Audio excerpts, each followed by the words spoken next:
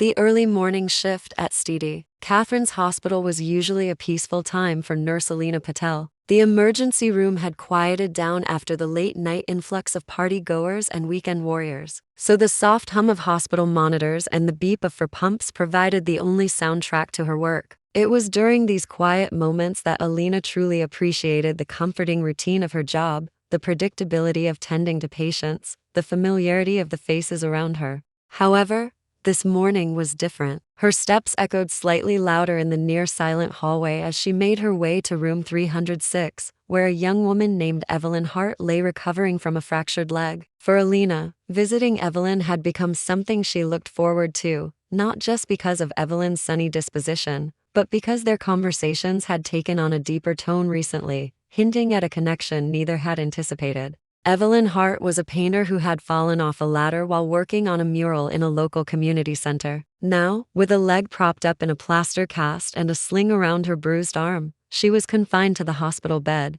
though her spirits remained high. It was during one of Alina's routine checkups that their relationship had begun to shift. A simple question about Evelyn's day had turned into a discussion about dreams, aspirations, and fears. Suddenly, the stolen glances and accidental touches that had occurred in the periphery now took center stage. Late-night talks stretched far beyond the scope of vital checks and friendly banter. As Alina entered room 306 today, she noticed a sketch lying on the bed beside Evelyn. It was a portrait of Alina herself, rendered in charcoal, capturing the gentle curve of her neck and the thoughtful crease on her forehead. Beneath the drawing were the words "Guardian Angel" scrawled in a childish hand. A blush warmed Alina's cheeks as she set about checking Evelyn's bandages and monitoring vital signs. Though years of training had made her efficient and calm in most situations, there was something about Evelyn's straightforward admiration that left her flustered. After finishing her rounds, Alina sat on the edge of the bed, fatigue pulling at her eyelids.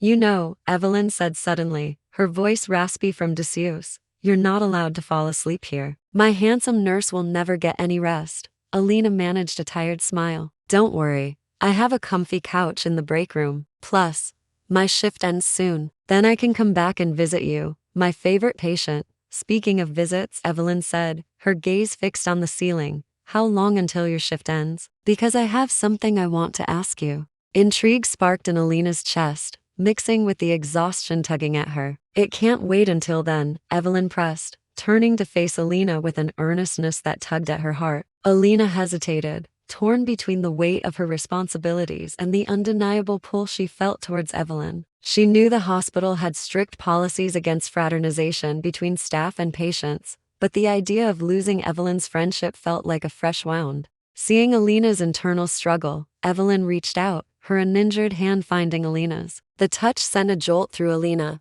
grounding her in the present. "Look," Evelyn said softly, squeezing Alina's hand, "I know the rules. I just wanted to ask because it means a lot to me." Before Alina could respond, the rhythmic tap of heels announced the arrival of head nurse Helen Grant. "Ah, Miss Hart," Helen said warmly, her gaze sweeping over the room before settling on Alina. "I see you've been busy, Alina. Your report is due at the nurse's station, and we need to debrief the overnight shift." Alina felt a pang of disappointment, but she knew her duty lay with the other patients under her care. As Alina rose to leave, Helen leaned closer to her, her voice dropping to a confidential level. "Everything all right, Alina? You seem preoccupied." Alina hesitated, unsure whether to confide in her friend. Seeing the troubled expression on Alina's face, Helen pressed gently, "You know you can talk to me, right? We all need someone to lean on sometimes." Taking a deep breath, Alina shared her predicament. "I don't want to lose her," Alina confessed, her voice cracking slightly,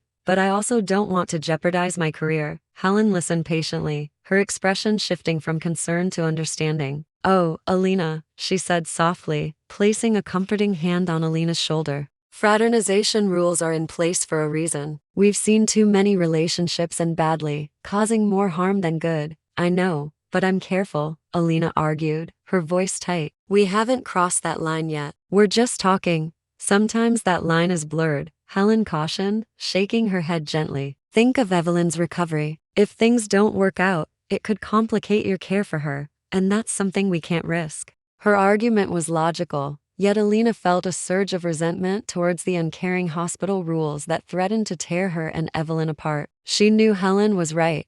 but the prospect of losing Evelyn felt unbearable. Later that day, as Alina made her rounds, she couldn't shake off the feeling of Helen's words echoing in her ears. She cared deeply for Evelyn, but what if Helen was right? What if her presence was indeed becoming a complication for Evelyn's recovery? Alina found herself questioning everything. As dusk settled and the workday drew to a close, Alina returned to room 306 with a mix of trepidation and resolve. She had made up her mind to distance herself from Evelyn, at least for a while. The guilt she felt over keeping secrets from her best friend, Helen, added to the turmoil within her. Upon entering the room, she found Evelyn sketching intently, her brow furrowed in concentration. "Evelyn," Alina began cautiously, "we need to talk." The cheerfulness that usually radiated from Evelyn seemed dampened. "Sure," she replied, her voice subdued, her gaze fixed on the drawing pad. Alina struggled to find the right words. She didn't want to hurt Evelyn, but she also couldn't ignore the growing unease within her.